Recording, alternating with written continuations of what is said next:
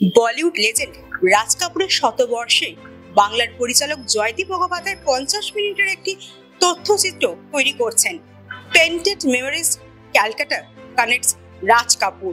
আর এই রাজ কাপুরের সঙ্গে যেমন কলকাতার একটা নিবিড় সম্পর্ক রয়েছে, তেমনই কিন্তু সম্পর্ক রয়েছে জাতীয় পুরস্কারপ্রাপ্ত পরিচালক দেবকী কুমার বসুর।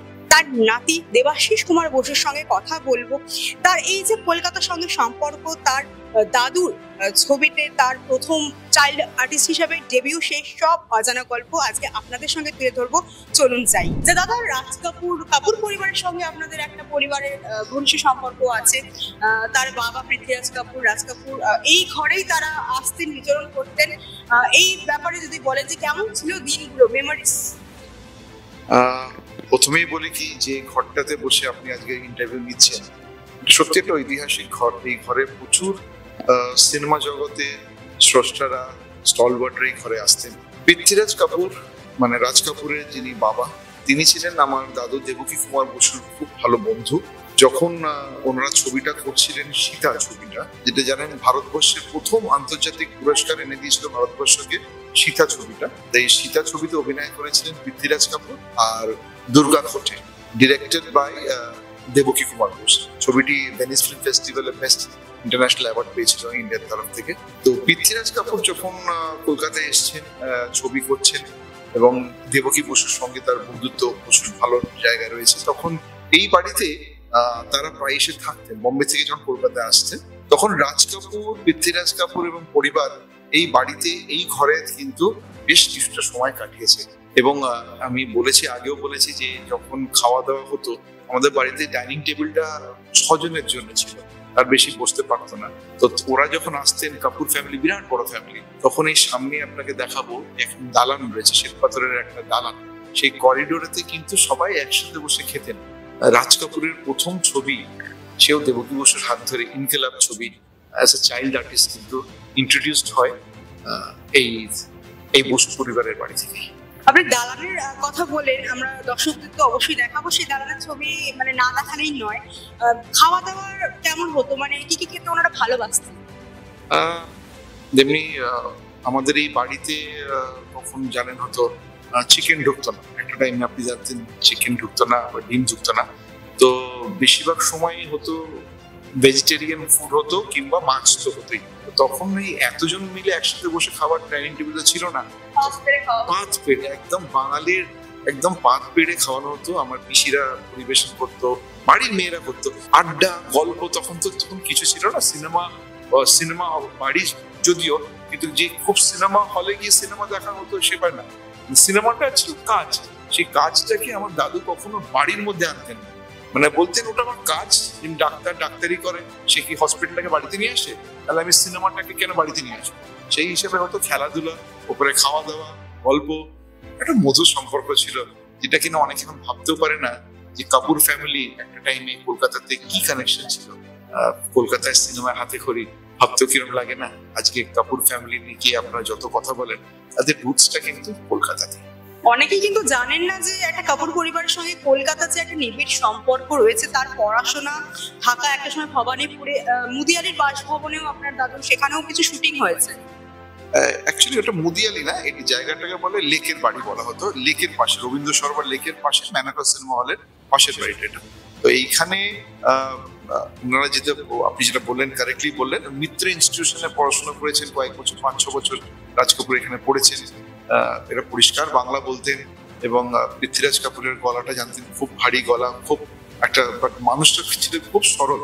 এবং তিনি তার ছেলেকে যখন ইন্ট্রোডিউস করতে চেয়েছিলেন দেবকী বসুর ছবিতে, তখন দেবকী বসু বলেছিলে, পৃথ্বীরাজ পুরো পরিবারটাকেই সিনেমায় নামিয়ে দেবে, কেন করছো, নিজে করছো সিনেমায়, আবার ছেলেকেও সিনেমায় নামাবে? কিন্তু সেই সময় তো পৃথ্বীরাজ কাপুর ছিলেন, আর তো কেউ ওদের পরিবারে ছিল না।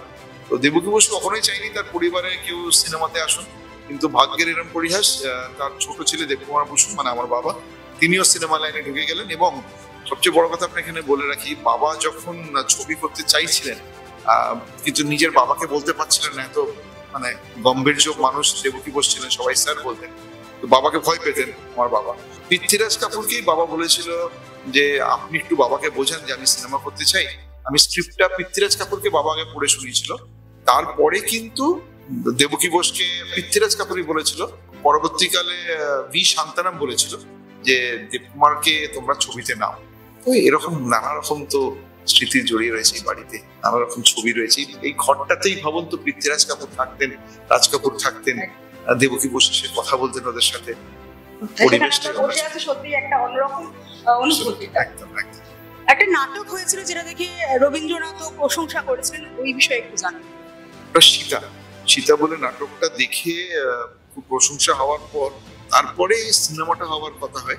ছবিটা পরিচালনা করেছিলেন দেবকী কুমার বসু, আর আমি যেরকম বললাম পৃথ্বীরাজ কাপুর, দুর্গা ফোটে। ছবিটা হিন্দিতে হয়, কিন্তু সীতা কিন্তু বাংলা হয় না, সীতা কিন্তু হিন্দিতে হয়, এবং খুব ভালো তার মার্কেট ছিল, এবং সেটা গিয়ে ভারতবর্ষকে প্রথম আন্তর্জাতিক পুরস্কার এনে দিল 1934 ভেনিস ফিল্ম ফেস্টিভ্যাল। সেই সময় 1934 সালে, তখনও তো মানে সিনেমা পাঠানো, তার নমিনেশন পাওয়া, ইট ওয়াজ সো ডিফিকাল্ট। এত ইজি না, এখন ইন্টারনেটে পাঠিয়ে দিলাম, আমি সফট কপিটা পাঠিয়ে দিলাম, ছবিটা প্রিভিউ হলো। এখন কিন্তু ছবি পাঠিয়ে দেখিয়ে ওখান থেকে একটা অ্যাওয়ার্ড আনা ওয়াজ ভেরি ডিফিকাল্ট। তারা ক্রিয়েটাররা সত্যি ক্রিয়েট করেছিলেন বলে কিন্তু আজকে এত বছর পরে আপনি ঘরে এসে ইন্টারভিউ নিচ্ছেন 100 ইয়ার্স অফ রাজ কাপুরের জন্য।